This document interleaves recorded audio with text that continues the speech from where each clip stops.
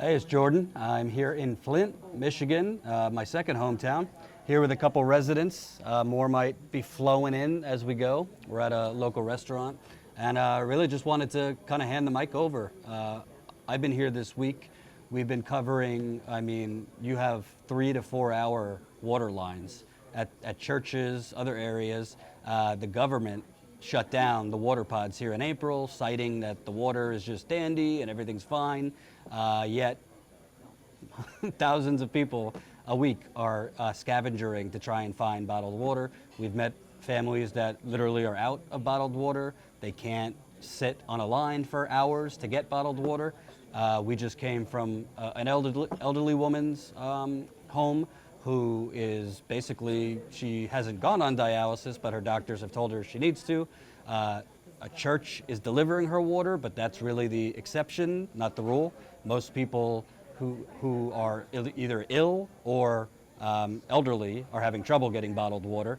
And meanwhile, the state says we tested the water, everything's fine, but more and more people continue to report their water tastes bad, smells bad, looks discolored, and a lot of other problems. So we're gonna just be casual, pass around the mic, talk about bottled water problems, health problems, the state seeming to try and quiet the residents continually. And it all matters. It's not just Flint. They just found water problems 2.5 hours away from here in Parchment, I believe it is, Parchment, Michigan. They found cancer-causing chemicals. You got Pittsburgh and East Chicago and Milwaukee, and keep going with lead and other problems. So you don't want to go first? Well, let me start asking all of you, because I just came from hour lines at a church. They only have 1 or 2 churches passing out water like per day. I think today was only 1 church passing out bottled water. Some people can afford it to go buy bottled water. Some people can't. But it's just kind of strange to me that they're saying the water's fine, but people are online for 3 to 4 hours to get bottled water. Switch over to the Flint water and they say it'll be fine, and you're supposed to trust the people that are in charge. Once you break that trust, it's kind of like, I'll stick with bottled water. I don't think I'll ever drink out of a faucet again. But common sense also, they haven't changed the majority of the pipes in Flint. No, not the mains. Right. They did the one to our house with like a garden hose looking thing that ran across the ceiling of our basement, but that's about it. As cheaply as they could do it, I guess. So you haven't changed the majority of the pipes. You also aren't touching people's plumbing inside, which was harmed. Mm-hmm. They're adding all sorts of other chemicals into the water.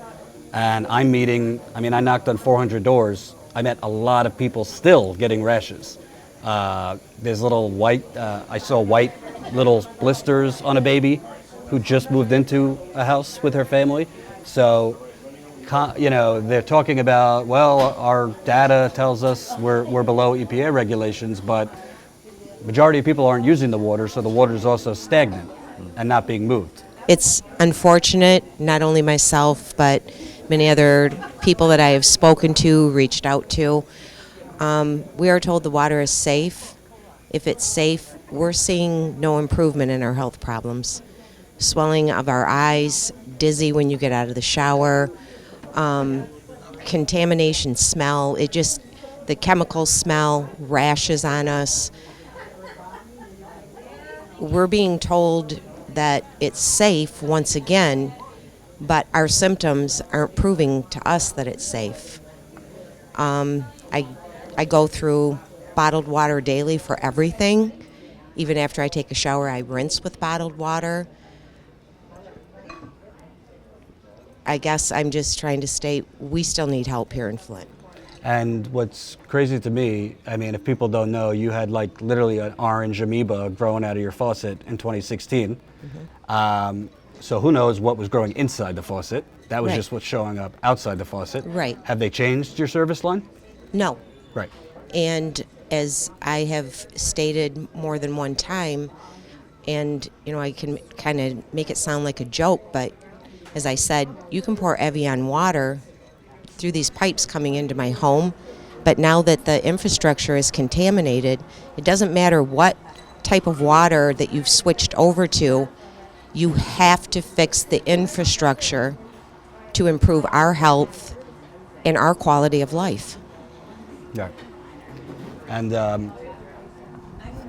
you've had the CDC, EPA, MDEQ, the sheriff, everybody coming to your door, and I've seen. I mean, just across the street.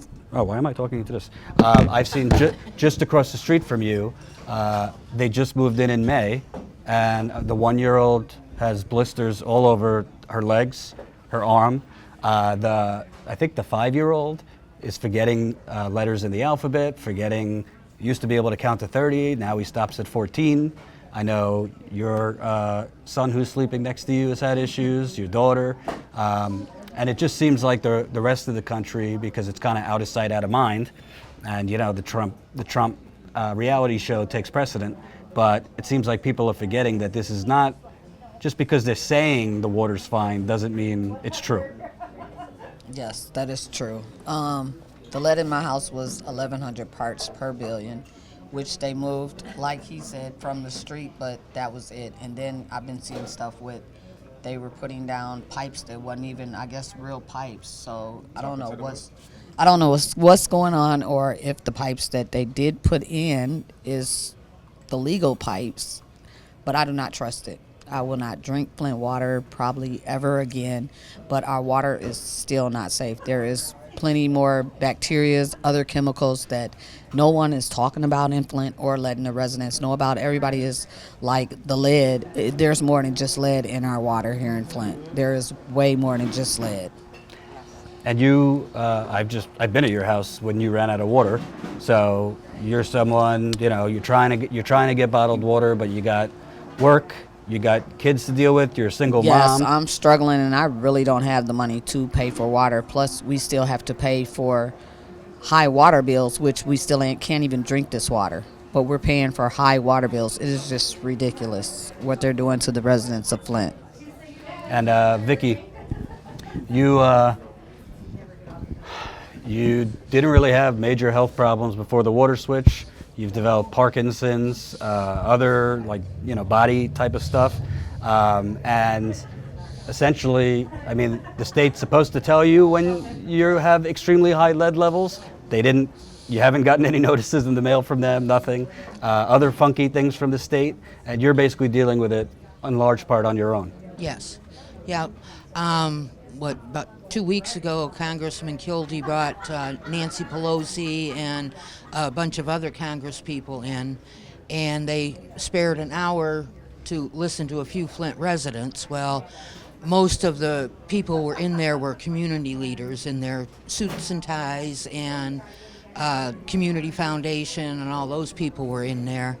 And Claire McClinton insisted that I go, and I had to leave work an hour early that day because my legs hurt so bad.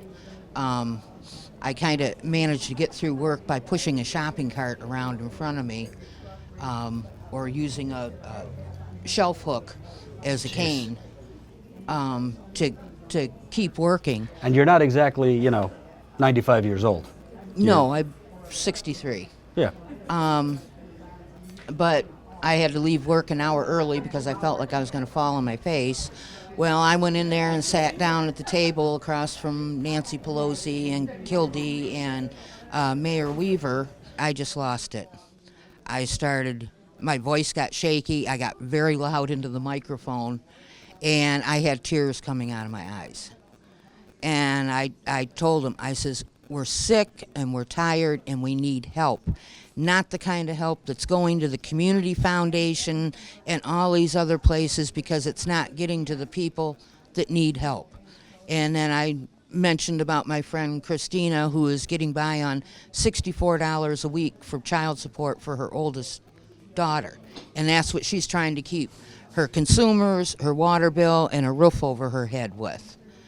And I don't remember everything that I told them, but evidently I made a big impression because before Nancy Pelosi left, she came over and gave me a hug and asked me if she could share my story with the entire house. I said, go for it. But I says, and one point I brought up was the fact that the MDEQ is only allowing the residents 2 tests per 6 months to check the lead levels in their house. Well, I sent in 2 tests in January and 2 tests in February, never got the results, but 3 out of the 4 tests were over 15 parts per billion. And they have not given me the results. The only reason I found out the results was I went on the website. It doesn't tell me which faucet the high levels came out of. And I brought that up, and of course, Mayor Weaver's looking all shocked, and so was Dan Kildee. And I got done speaking, and Mayor Weaver grabbed the microphone back, and she says, I'm going to get your name and number, and we'll take care of that. We'll get you a test. I tested 13 times, and my level's higher than ever. I don't do bottled water. I didn't have my pipes replaced, and I have filters, and I test every 3 months. I'll drink the same thing, and then I'll test my blood, because I don't trust anything. And your blood levels have been pretty high? well, I did an experiment on myself. I artificial alkaline with the lemon. Okay. Don't do that. So it raised the lead salt in my blood. So I'm going back in September for my 14th test. And for the registry, I'd like Dr. Mona. I asked her, how do we get this out of our system? And I was breaking down because I was autistic kids, and nobody's linking anything. Nobody's doing anything.